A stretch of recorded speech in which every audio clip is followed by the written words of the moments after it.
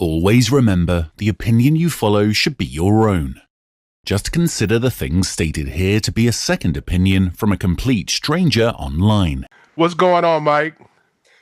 How are you doing, Phil, and everybody out there? Happy Friday.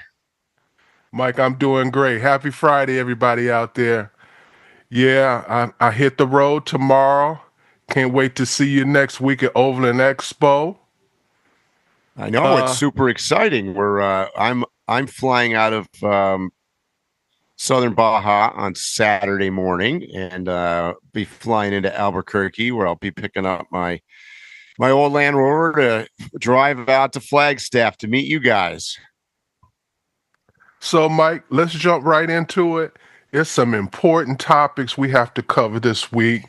There's some topics that just are all over the internet. Everybody's debating, and it's time that we grab the reins and made a decision on this topic.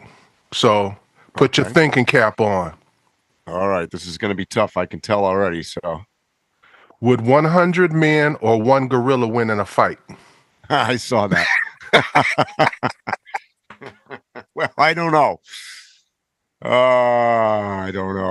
I don't know. Mike, I'm putting my odds on the gorilla, to be honest with you. So, in the most basic sense, the humans win, the men win, I believe. Yeah. But we're gonna take losses, bro. We're gonna take losses. It's not gonna be worth it. No. No, the gorilla's, out of 100 guys, I mean, the gorilla's bound to take out a third of them.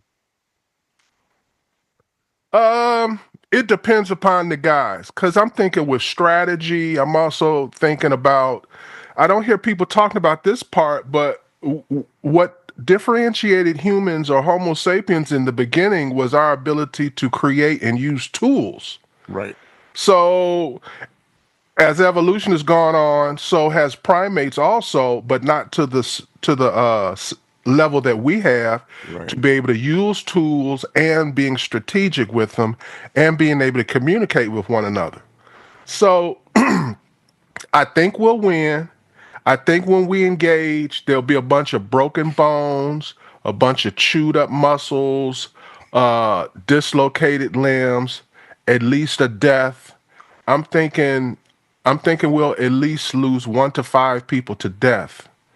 And then as far as severe injuries, I think we'll lose about a third, but I think in the end we'll win.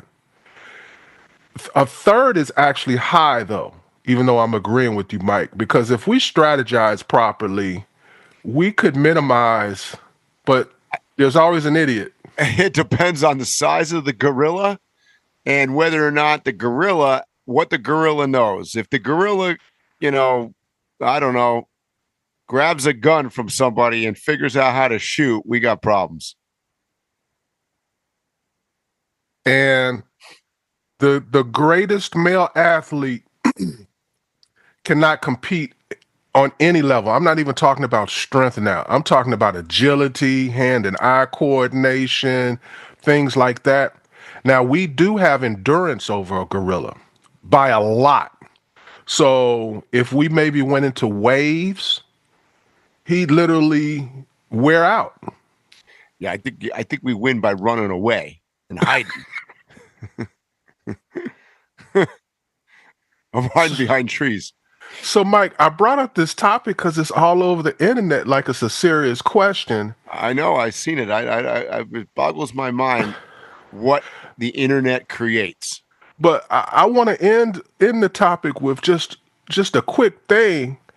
I wish so much time and effort and social media attention was given to the protection of the gorillas and other animals.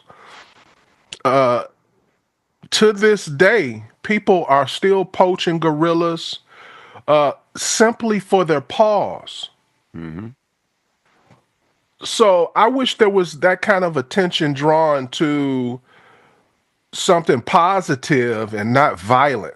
Right. I agree with you. Did you get my thing from X about DJI? I see DJI sounds like they're coming out with a drone that can film spinning. So Right? so it's got 3 lenses. It's got a wide angle lens. It's got a 70-meter lens, and I may be a millimeter off or two. Then it's got a tele that's like 168 or 170, which that's very good. And the lenses rotate to the one that you're being used, and it can rotate during flight. Right. So from what they're saying, as it pivots, the actual lenses stay, and they can rotate opposite of the gimbal, so you can take all kind of crazy shots. Right. Yeah. You buying a new drone, Mike? Have I bought one? Do you plan on buying this one? They're going to call it. We'll see what happens. I mean, I'm sitting here in my truck right now, packing up my drones as we're talking about them, and all my other DJI equipment to head up to Overland Expo and then do that expedition immediately following that. So, I found recently I'm mostly using the Mini 4 Pro. That's the latest of the I'll call it the small drones. I've got the expensive fancy Mavic Pro with the Hasselblad and all that, the cinema one. It's just so big is the problem. And we've talked about this on the podcast before. I found this. Go ahead. Is an issue, right? Yeah, Mike, I found a solution to that since you brought that up. I have a Mini. Mine is the 3, and I have the Mavic, but I don't know which one. It's not the latest with the Hasselblad. It's before the Hasselblad.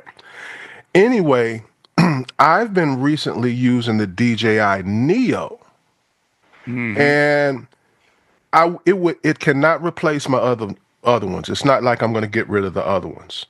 Yeah. But I envision it being great for, well, in photography and videography, what do we always say? The best camera is the one on you. And this is the one that you can actually have on you. Yep. And if you're a storyteller, if you're a content creator, I think no matter if you have a drone or not, you should get a DJI Neo. It's going to accentuate your storytelling. See, the thing with the Neo is that it, a lot of times we're doing stuff. Sometimes let's just hypothetically say we're at Expo and we're in, now we can't use drones there, but let's hypothetically say we could. And you're inside like a classroom or something, you want to get a shot from up above with a speaker or whatever. The Neo is great for that. It's great for flying under a table, doing some really cool footage. Mm-hmm. And like you said, it fits in the palm of your hand. It's tiny, right? Yeah, and it's the most protected. Yes, because most protected because the blades can't hit anything. They've got protection around them. I've had my bump and fall. I don't even think about it the same way as I think of my other drones. And it solves the issue that at least I had was there are a lot of times that I don't take great drone footage because I'm like, I got to take it out. I got to do this. I got to do that. I got to open it up. I got to, click this off and click that on and all. Yeah, I'm with you. And we said this a long time ago. If it's complicated to use or it takes too much time, you are going to say no more often than you say yes. Yeah. And then you end up at the end of a week of doing something and you go, God, I sure wish I got more footage of this. Because you kept saying, As some great footage from our trip goes by in your background. Yeah, exactly. That's right. We put the drone up right there. But you remember we literally took effort to do that. Yes, that's right. Okay, a little more serious stuff, Mike. Trump plans to announce that the U.S. will call the Persian Gulf the Arabian Gulf. Have you heard about that? Oh God, no, I have not heard about that. But I mean, what is with the naming of stuff? I don't know his reasons, but the final outcome, I think, is good. Most of the countries that are around that area, except for, I think, Iran, are all in agreement in calling it that. Yeah.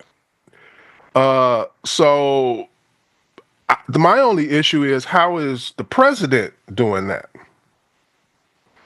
Well, like everything else, the president has the ability to change the name for the federal government and for American-based things. He doesn't have any control over. It's like changing the Gulf of Mexico to the Gulf of America. I mean, although that might have happened for the U.S. government and for people that live in the States. If I go on, like I said, if I go on my computer right now, it still says the Gulf of Mexico. I'm in Mexico. So he doesn't have the control. Now, having said that, yeah, I mean, I guess if everybody else in the world is on board and all those other independent countries that are around there agree with it too and all decide they want to change the name and have fun. I'm just getting tired of the to be honest with you, like we got better things. I mean, you guys. I mean, maybe I don't know if you're going to bring this up or not, but you've got India and Pakistan going to war right now. There are worse things going on in the world than what the name of the Gulf of whatever is. I'm just saying. So months back when the presidential race was going on, some people thought we were sexist about our feelings about Kamala. So this is in regards to that. This is where I think women shine and men don't when they have power. We really swing our dicks. And that's all this is. That's all this is. It's dick swinging. Yeah. I would agree with that. It's like there's but more, like you said earlier, I wish somebody would try to save the gorillas or try to figure out why Kashmir is such a nightmare and why India and Pakistan got to fight over this. That to me, that's more important than what we're calling the Gulf of Arabia. Yeah. Or I think a female president, this wouldn't even cross her mind. Well, Phil, this is a dude. You got to come up with a good candidate because the two candidates that we've run so far for president have both been fucking atrocious. Oh, I think a woman is capable, but somehow, some way, not one has come close to. They don't even run, which goes to something that I believe about the country in general, Mike. The most qualified people to run the country are running Fortune 500 companies or running their own businesses. They're CEOs. The most qualified people do not run for president. You don't get any perks and you get $400,000 a year. Why would I take that job? Exactly. They're too smart to take the job. Trump also, man, this Thursday, he has designated as a day for us to celebrate victory in World War II. He made a proclamation designating it as a day for the United States to celebrate its victory in World War II as countries in Europe already do. Mm-hmm. What do you think about that? I'm fine with that. I saw that that hit my news this morning that the King of England was celebrating V-Day or whatever, and yeah, I think that's. I don't in concept have any problem with that. Well, some people are going to try and come up with something. Oh, yeah, I mean, having said that, like I said, there might be better uses of time. I don't know. Well, the liberals are trying to make it like, oh, we're going to have a national celebration of war, and I'm like, what is Veterans Day? What is Memorial Day? What Exactly. do you? And he has shown in the last 20 years, all of the wars have been started by Democrats and have been prolonged and extended. Every time Trump comes in office, he's trying to get us back home. So it's just so much hypocrisy, man. It really irritates me.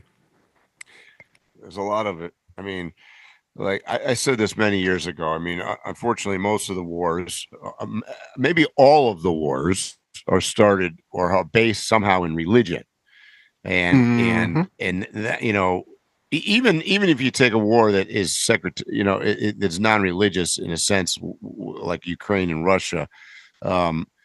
Really, the problem there is still based on religion. It's based on tribes in various places in Ukraine that don't like each other, right? Some are very pro-Russian and or ethnically are backed or were Russian. So it's a problem that we're looking at right now, where you got Pakistan and India shooting at each other. You're talking about two nuclear superpowers that are fighting. They're not, and it's not balanced, right? India is way stronger than Pakistan. But I mean, but you're talking about they've got Hindus, nuclear, right? Yeah, they both have nuclear, but you're talking about Hindus versus Muslim, right? So this is a religious thing, and Kashmir, you're fighting over a shithole. It's very similar to say, like, similar in such a way, like, when we got into that war in Afghanistan and Russia was in it before us. I mean, you're fighting over some of the most rugged land and territory in the world, period. And I mean, it is so remote, so difficult to travel. All of those regions have historically and probably forever will, because of the remoteness and the terrain, are ruled by warlords. They're ruled by local. It would be something like, flashing back 3,000 years in history, trying to quote civilize that into what we consider to be modern borders, meaning India, Pakistan, China, whatever, is near impossible, right? Mm-hmm. So, that was the problem when we went into Afghanistan. We are, we're thinking we're fighting the Taliban. Well, not really. I mean, not really. I mean, the Taliban don't really control most of these warlords. They do through trade and through little partnerships and little deals and side deals and whatnot. And even then, there's revolts and fighting and infighting and all that stuff constantly. So we're out of our league in that stuff. But, what worries me when you've got countries that got nuclear power that are, now who are in theory allies of ours, right? I mean, India is a huge producer of goods for us, and Pakistan is an ally. I mean, they're both allies, kind of, but it's an interesting thing going on. Well, back to America, Mike. Trump ordered multiple agencies to rebuild Alcatraz as a federal prison. Yep.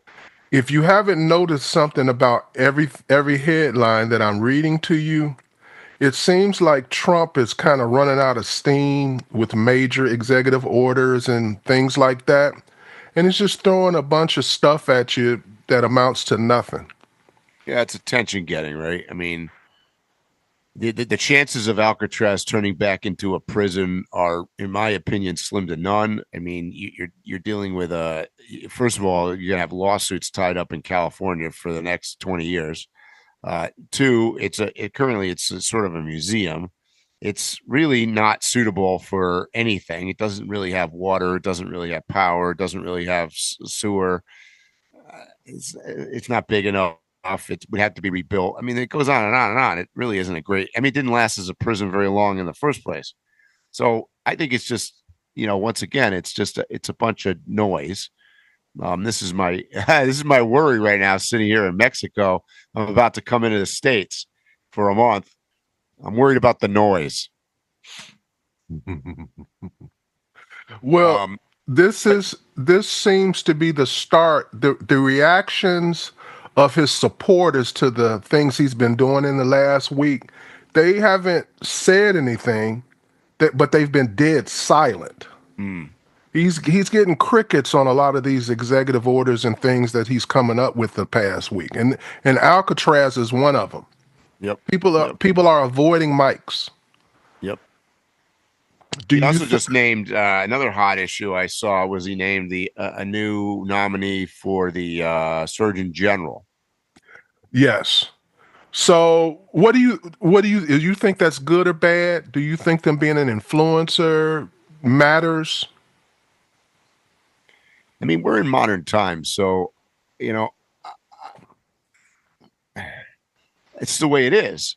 Right. Michelle Obama got a podcast. I mean, exactly. So, I mean, this is the way. I mean, the left has attacked it already, obviously, because Trump nominated the person. So, I mean, regardless, it doesn't matter whether the person's qualified, not qualified, or whatever. As long as Trump did it, it's a bad thing. So, I don't know.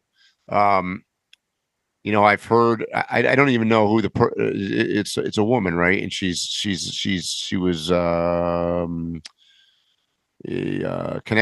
connected to, not connected, but was endorsed by Kennedy, I think, too, right? So, that comes with a fraught full of. Will it be fought in the Senate for confirmation? Hell yeah. Mike, I'm about to take you down a rabbit hole. Okay. So follow me. So I'm starting with, I predict that Elon Musk is going to exit from the automotive industry during Trump's term or shortly after. Now follow me, okay? Because I'm going to take you on a trip and bring you back. So in the news, U.S.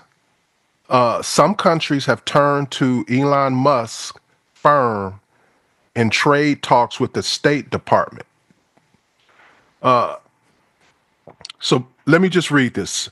U.S. pushes nations facing tariffs to approve Musk Starlink. Some countries have turned to the satellite internet firm in conjunction with trade talks, State Department staffers wrote. The U.S. has a strategic interest in countering Chinese internet providers, but Musk's role complicates the picture. Less than 2 weeks after President Donald Trump announced 50% tariffs on goods from tiny African nation Lesotho, the country's communication regulator held a meeting with representatives of Starlink. The satellite business owned by billionaire and Trump advisor Elon Musk has been seeking customers in Lesotho. But it was not until Trump unveiled the tariffs and called for negotiations over trade deals that leaders of the country of roughly 2 million people awarded Musk's firm the nation's first ever satellite internet service license, slated to last for 10 years.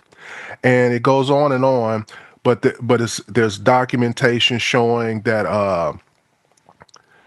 the actual government of Lesotho sent memos and letters of appreciation to the State Department saying, we signed this deal with Starlink, so help us with the tariffs. Yep. I'm not interested in that part. I feel like there's some issues in the fact that you have to sign with X to get a deal with America. I'm into the moves that Elon Musk is making.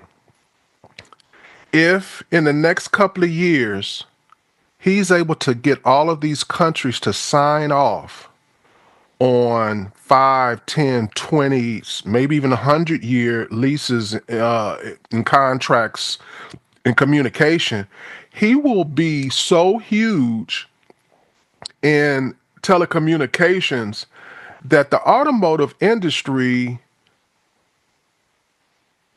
I think he'll drop it. It's too many issues. We can't decide if we want to be electric or gas or electric. Even the most successful car companies always have down times. There's no down for this telecommunications that he's doing. So my prediction is I think before the term is over of Donald Trump, he's going to go full tilt telecommunications and drop the automotive. What do you think? Yeah, Are you following me on this? I am. I think he's gonna. Yes, ultimately, I think he'll end up selling Tesla. I think somebody will. It'll either merge into a bigger company, meaning a more traditional automaker or something. I've said this on the podcast. I get flack all the time. I know I've got lots of doubters and whatnot out there. I think the electric vehicle industry is dead. I don't see it happening. I really don't. I mean, I get that it is growing in certain segments, but I don't think there's a future in it. I think this is his exit plan, Mike. Well, I mean, the communications thing is way more powerful, and right, wrong, or indifferent, he doesn't really have any competition. I mean, that's Jeff what Bezos, I'm saying. Yeah, I mean, Jeff Bezos has just launched his quote competition. He is so many years behind, though, that it is almost unrealistic to see him catch up. Certainly not within the next 10 years. And quite frankly, he's got to use some of Elon Musk's rockets to get it there. So that's the problem. Elon Musk is ahead of him both in the communication side of it and on the rocket side, right? The launch vehicle is super important. And he has an edge right now in both of them with Trump in the presidency. He already went and saved NASA. People are feeling like the only way I'm going to get the tariffs off of me is to work a deal with Starlink. By the way, this wasn't with Trump. This existed before Trump. I mean, yes, the tariffs and all this other stuff has, and the fact that he took that role has highlighted it. But Musk was way out in front of the communications and the rocket stuff. I mean, he's basically controlled NASA for many years, long before Trump. So I agree. I think the car thing is, and you can see it. Sales of Tesla are off. They're still expensive. They're just like, as an American, if you put your America hat on, you don't see it. I've talked to friends of mine back east in New England and whatnot, and they don't see this. They don't see it because they're living a different life. They're in Boston, they're in New York. They're like, oh yeah, electric cars. I see them all the time. They're all over the place. Dude, get out. You travel. You're not seeing electric cars all over the place in South America, Central America, Africa, Caribbean islands. I mean, it's not realistic. We are not there. We are not there. I mean, some parts of America are shit. You're not there in Montana either. I'm like, it's just not realistic. And at the end of the day, it goes back to the same thing when we talk about tariffs on the podcast here all the time. And why do we buy everything from China? At the end of the day, it's simply economics. It is cheaper to get things manufactured in China than it is in alternative places, including America. Well, it's the same thing. Other sources of fuel other than electric are still cheaper. They're still easier to get. Quite frankly, oil and fossil fuels are still, I hate to say it, but they're cleaner than electric. So until that changes, and I'm not saying it never will, but I'm not even sure they're looking to try to figure it out right now. So from what you're saying, Mike, it just solidifies what I'm saying about Elon Musk. Yeah, because I really need you to understand that I was looking for the list. There's a list of like 10 major leaderships in just Africa, and then there's all these other countries that potentially in the next year, within the next 365 days, will all sign contracts with Starlink. Well, let's look at it this way. If he just got one third of them, if he just got one third of those contracts, he would have a monopoly on telecommunications beyond anything anyone has ever thought of. Remember when they broke up Ma Bell? This will be nothing compared to Ma Bell. There's not even an alternative, Phil. Right. They're going to sign the contract. They have to. They don't have a choice. There is no, but people have to understand there is no alternative. You can't just go out and what I'm saying is a different telecommunications company. No, not if you're in Cameroon. I mean, Starlink is your only option because you're not running cable. You're not going through jungles. You're not setting up a super expensive infrastructure to use some kind of other satellite system that is far inferior. You see that even here in Mexico. I mean, if I look out the window right now, I mean, I could see Starlinks all over the place because the competition is terrible. To be honest, it's just it costs more. It's not as good.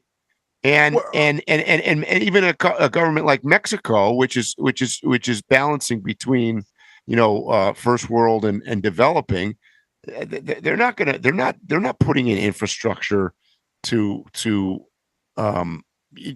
provide in remote locations. I mean, Starlink is the only option.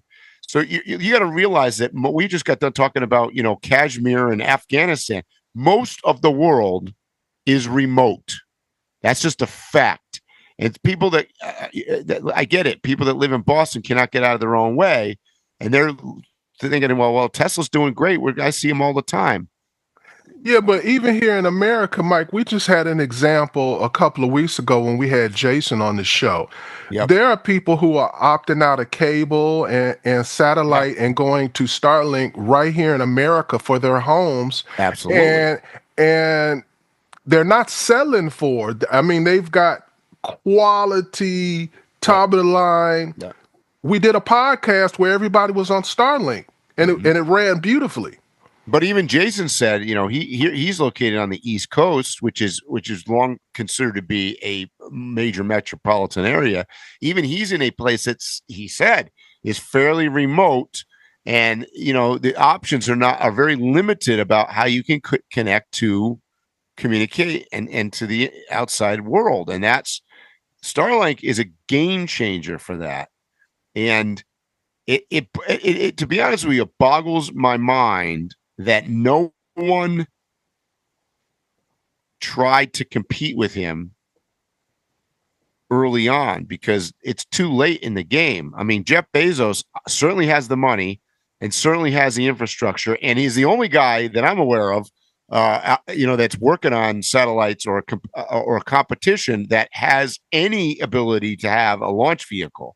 Because at the end of the day, without the vehicle to get the satellites into orbit, it's not going to happen. And if Musk controls most of the launches, I mean, there's only so much he's going to launch somebody else's satellites, right?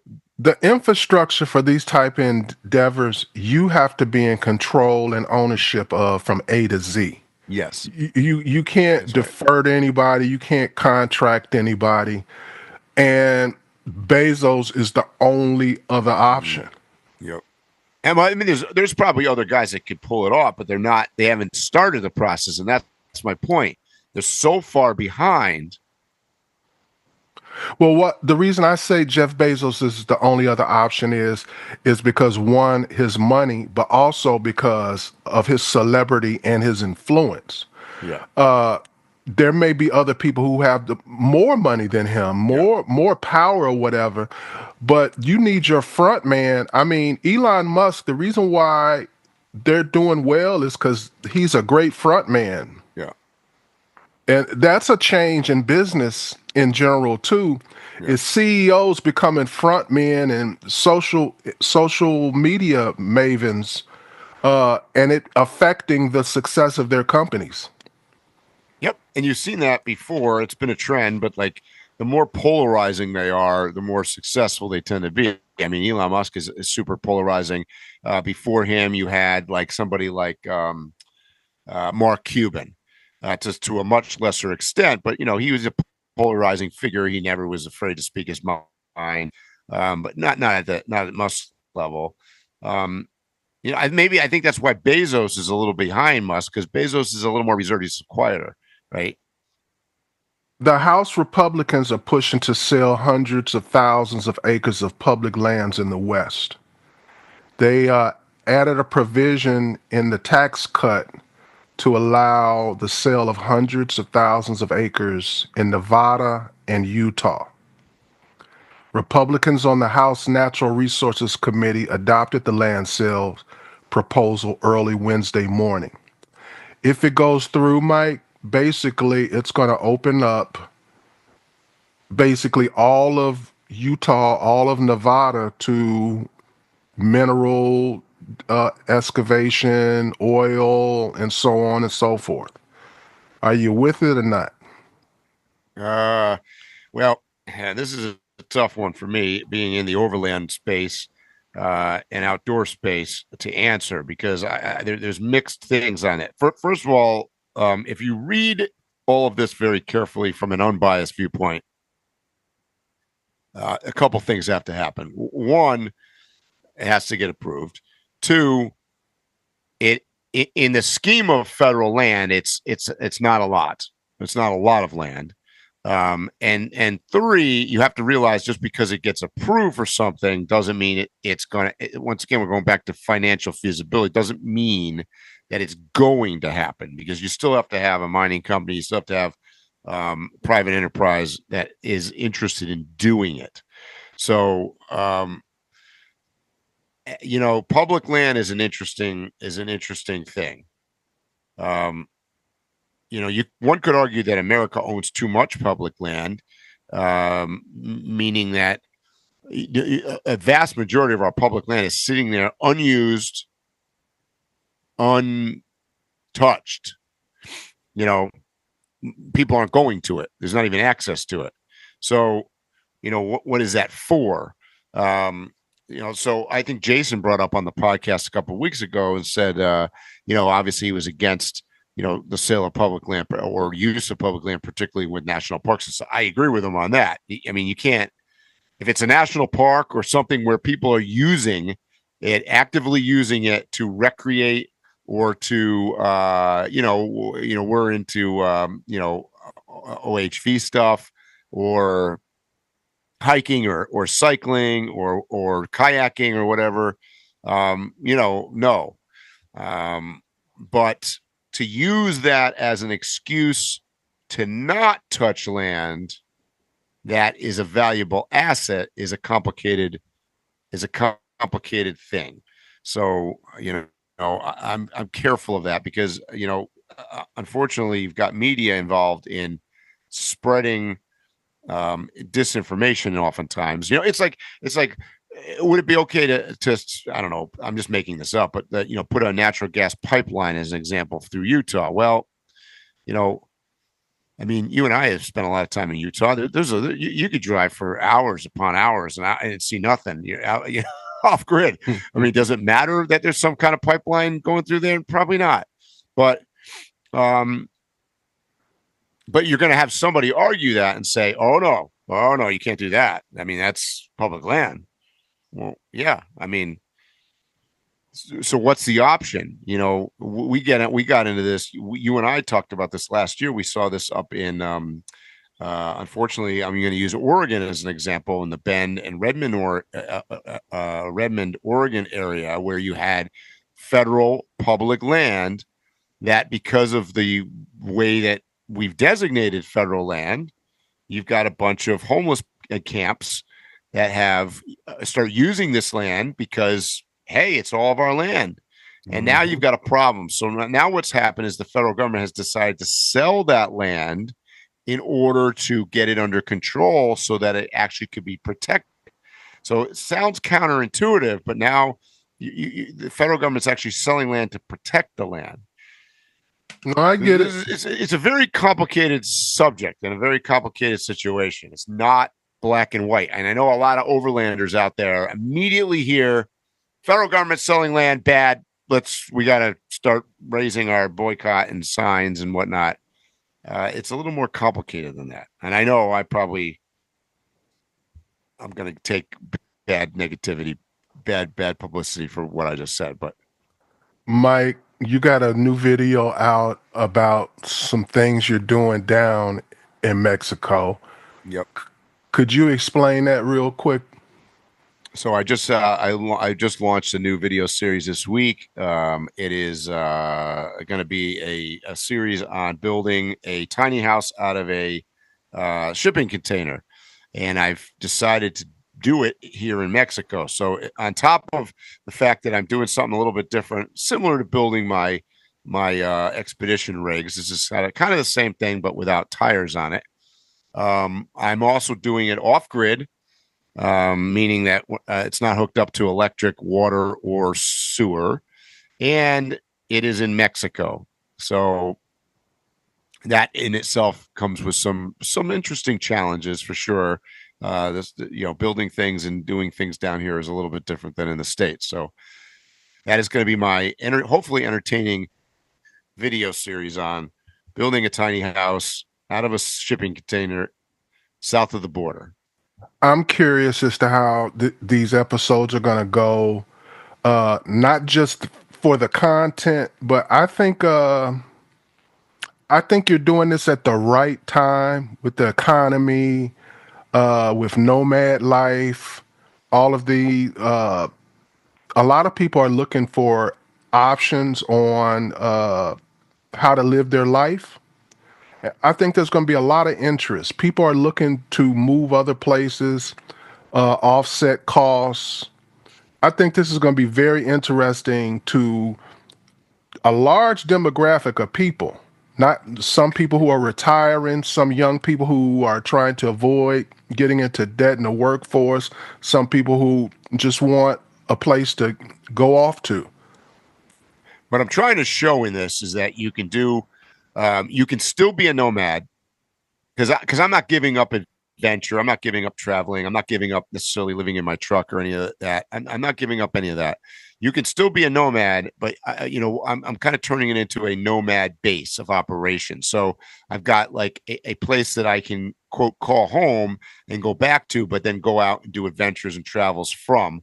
And I also want to show people that you can do it fairly inexpensively. So, too often, particularly what you just mentioned with the economy, you're looking at big money investing in a homestead or a home base. I'm showing the kind of the alternative to that. And I also want people to see that, you got to be able to think outside of your box. You can't, I never limited myself to America as an example. And Mexico wasn't really on the radar. I had looked at places like Costa Rica and Colombia and Nicaragua, and I've got a buddy that lives, has settled over in Thailand. I mean, there's lots of places to go outside of the U.S. that often offer alternatives, meaning particularly, I'll use this as an example here. The alternative is that it is comparatively less money, and one of the things I'm going to show in this video series, and it's not going to come as any surprise to anybody that listens to our podcast, but I have pretty strong quote libertarian beliefs, meaning like I just want people to do whatever you got to do, be you. And I really can't stand the government particularly telling me what to do. And boy, is there a difference between Mexico and what I'm going to call the developing nanny state of America. And that's developing. Well, I mean, if you're out west, particularly, Western states in California, you've been long on that wagon. And even states like Montana, Wyoming, places that are really pretty libertarian, have moved farther away from that recently, Whereas, I joke, we built up, I'm sitting here right now. I'm sitting on the ground here way in advance of what you guys may have seen on the videos, but you can put a septic system in, you can build a fence, you can put a driveway in, you can build, you could do pretty much anything without even a permit here, totally legally. Cool. Whereas, take a state like Colorado. I was talking to some friends the other day. You can't even park your Nomad rig on a piece of property that you bought without a permit, because in theory, in most places, in order to park your rig there, you have to have got a septic system put in first. And in order to do that, you need a permit to do it. You need a design plan. You need to spend money. I was talking to somebody in Colorado as an example. It was about $20,000 to do a septic, a permitting process, and the architectural drawings or whatnot, just to basically park your school bus on a piece of land. Whereas here I am, all it took for me was to drive my truck here and drive over a couple of rocks and a few cactuses, and here I am. So, there's a lot of lot of advantages to America for sure, and I'm not taking anything away from the States, but man, there are a lot of disadvantages to living in America too. You talking about living someplace, Mike? If you came to see me and you parked your vehicle in front of my house, it would have to be gone in the morning. That's right. I'm serious. I understand. I know. You get one day, with a vehicle that size. You'd get one day. And here's the interesting thing, not to go down this rabbit hole too far, but why do you think that is, Phil? That really has a lot to do with people's There's more than one side to it, Mike, because I moved here knowing these things. Yeah, of course. Like, I would love to be able to park my truck in front, but I don't want to live in a neighborhood where you are parking your truck there, and maybe you have a car parked on the lawn. Well, and you bring up an interesting, but that's an American cultural thing. And that's where I'm going with this. This is a cultural thing. Because I used to live in a place in America too, where you could get fined if you left your garage door open. Here. Right. Now, that is a cultural obsession with America. And the reason I'm going to say that is because if I look out my window right now, about, I don't know, call it a quarter of a mile away from me, they're building this thing. This is a beautiful, I'll call it a condo building. It has maybe 6 units in it. And it looks like something you would see in California, glass windows, and, it's white and gray, and they've decorated they've got palm trees. It's beautiful. Directly across the street from it, and I'm not exaggerating here, looks like the junkyard of Samsung, because there's no zoning here whatsoever, really, right? But here's the difference. Somebody will move into that beautiful California-looking condo and not really give a shit that there's a junkyard across the street, because there's a mindset difference. I get it. You know what I'm saying? I get it. And if I was there, I would have that mindset. But it's all ostentatious, pretentious stuff. Yep. The houses in the neighborhood are part of the decorations to my home. Correct. That's right. So I don't want you going off onto your own little creative whatever. Right.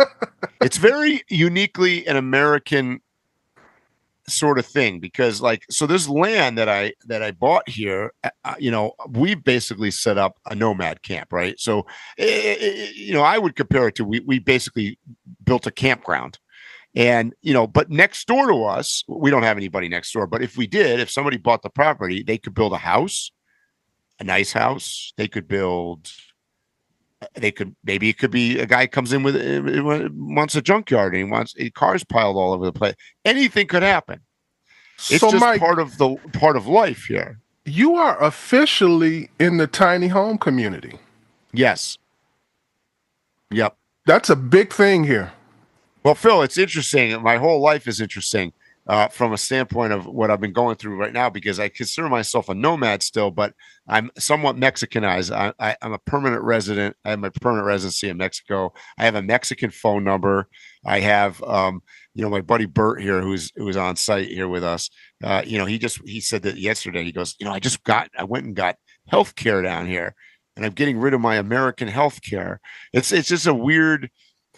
It's a weird thing, and I think that maybe we could talk about it more on the podcast in the future. But nomads, people that are in overlanding and are more open to travel, and particularly world travel, are probably more open to that. There are a lot of options out there. There's a lot of different things that you can do, and I think that most average Americans, certainly sitting in their living room, maybe even listening to our podcast right now, don't realize that there's so many options out there. You know what I mean?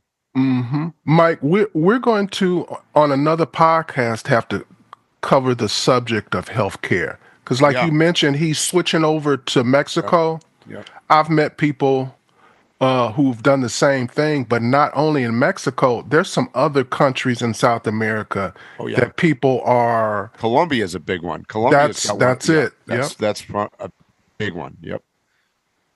So is it just South America, or maybe some people are doing it in even other countries, other continents? No, I've got friends in Asia, both Cambodia, Vietnam, and Thailand. I know somebody in Vietnam. Yep.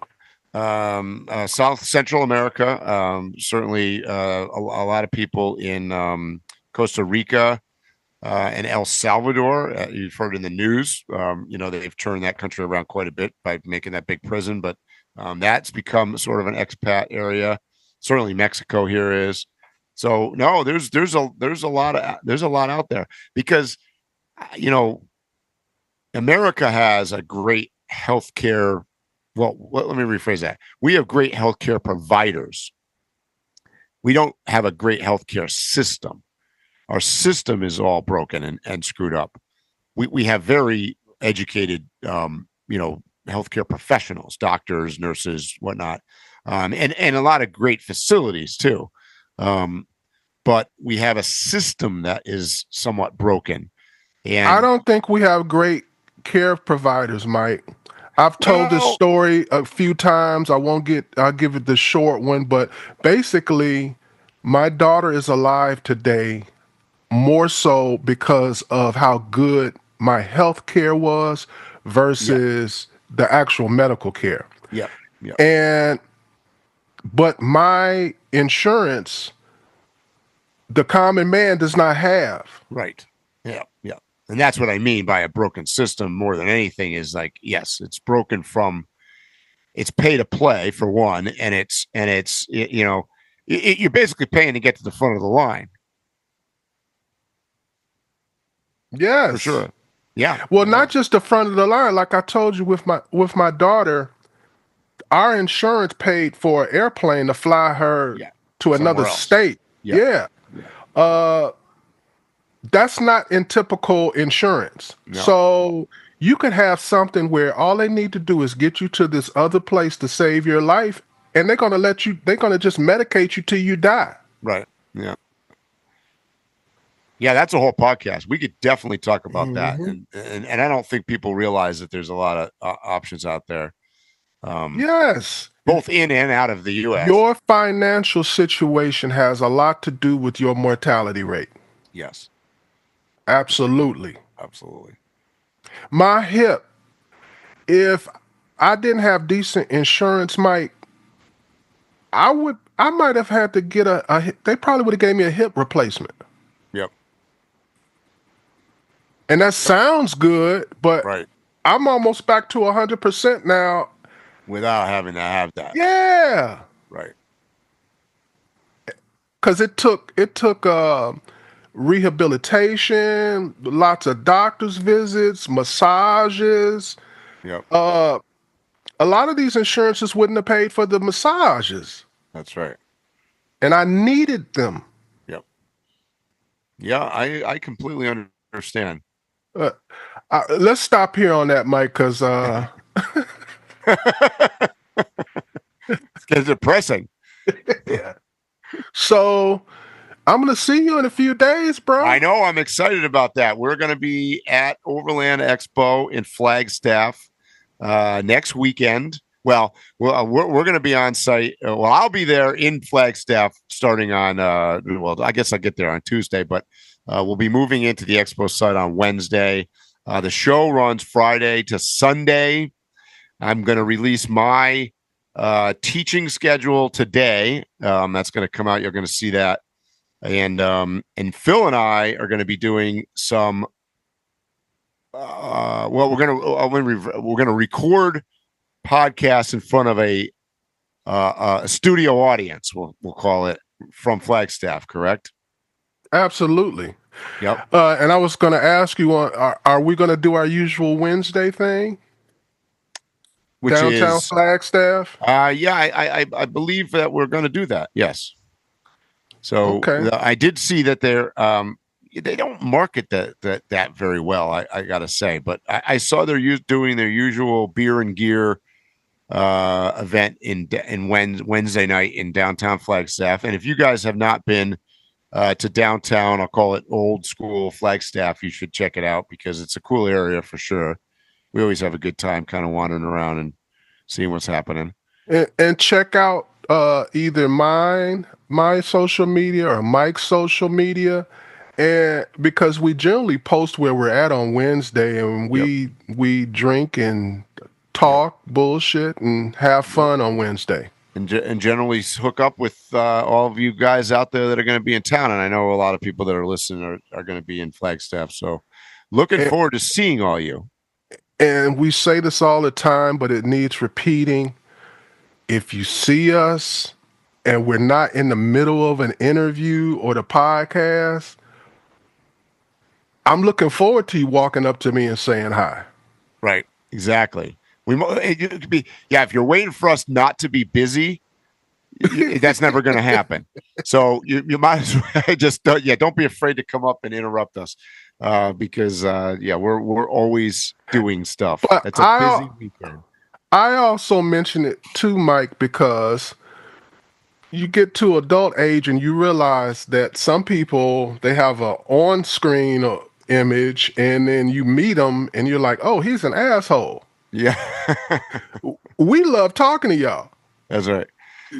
Matter of fact, that might be your mistake. We might talk you to death. Yep. Yep. I will be just so you guys out there know, I'm going to be located this year in the central quad area. They call it the quad, which directly next to the classrooms. So right in the middle there of where everything's going on. I'm going to be in a special section called the Southern Cross Expedition vehicle showcase. So it's going to be just featuring the trucks that are doing that trip the following week. So look for me. I have my old green 1965 Land Rover.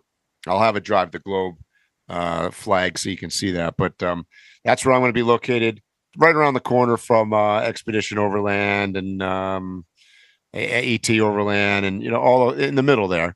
So be sure to stop by there.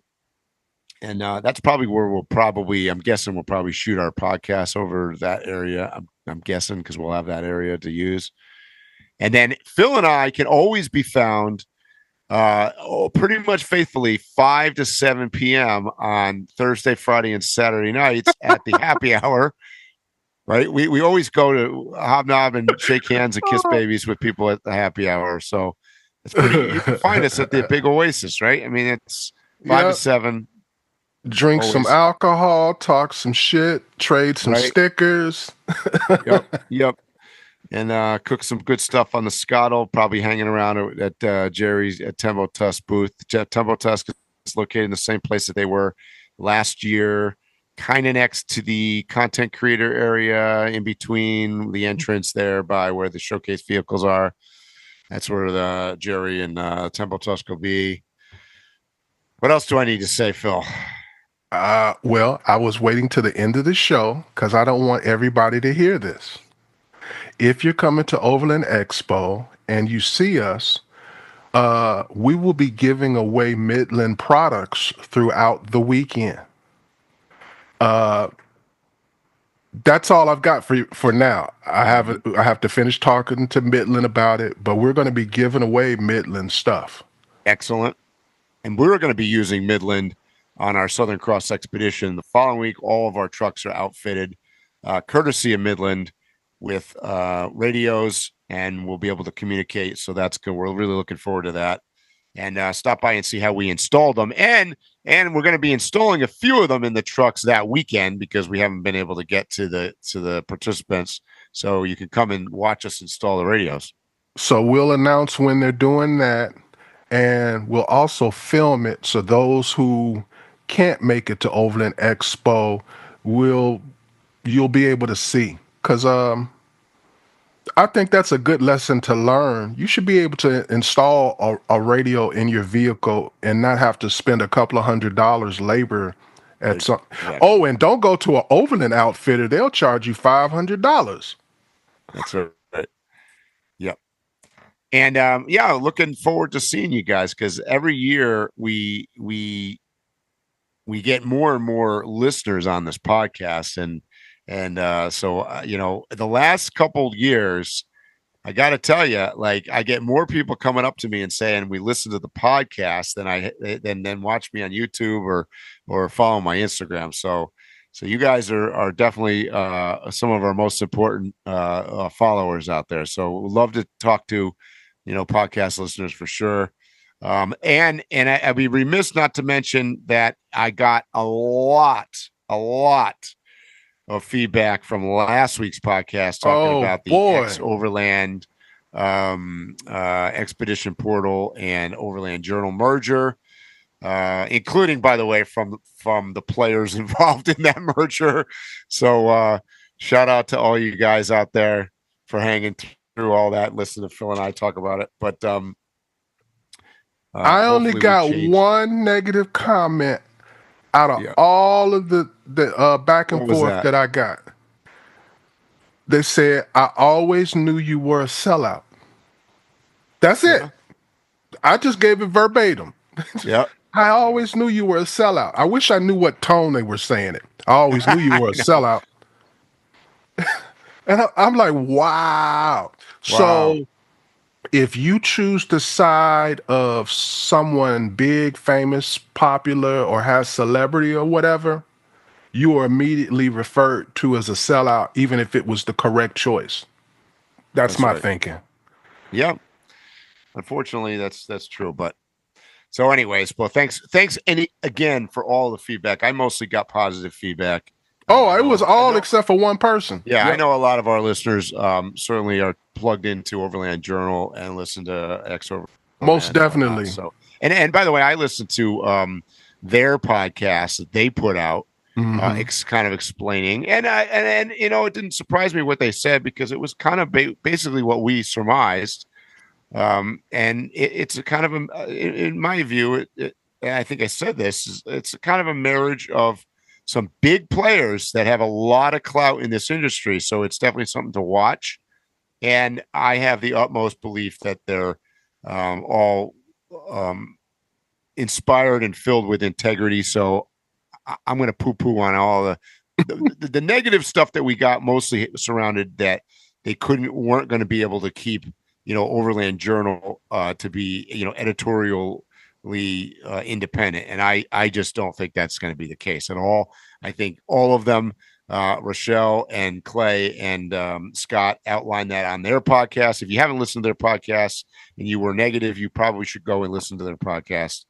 And that's what I got to say about that. I'm a strong believer in never going into anything blind. Like when I go to the doctor, I don't just go to the doctor and go hear what he has to say. I've generally looked up everything, and I'm looking for him to confirm what I've researched. Exactly. You know what I mean? Yes. So the point that I'm making is, we are saying that they're non-biased, and you can still going to them to get information. However, you as an individual should do your own research and come up with your own conclusions. Yeah, for sure. And I preach that with, we could talk about Overland gear. I say the same thing. If you're walking around next week at EXPO and there's a lot of stuff, do your research. Do your research. There's a lot of great stuff. There's a lot of shitty stuff. There's a lot of mediocre stuff in the middle out there that you can buy. Do your research. Just trust me on that. Do you think we'll see a decrease in Chinese products and overseas products? I don't know.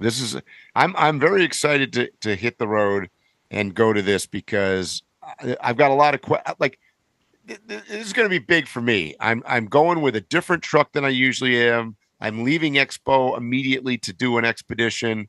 We had the biggest merger in overlanding happen last week. The whole China tariff thing, the whole, what's overlanding and van life and NOMAD, how is it trending? We're going to know a lot more. We're going to have a lot to talk about after next week, for sure. All right, guys, you know what I'm going to say. Stay safe, tread lightly, and hopefully we'll see you here or on the trail soon.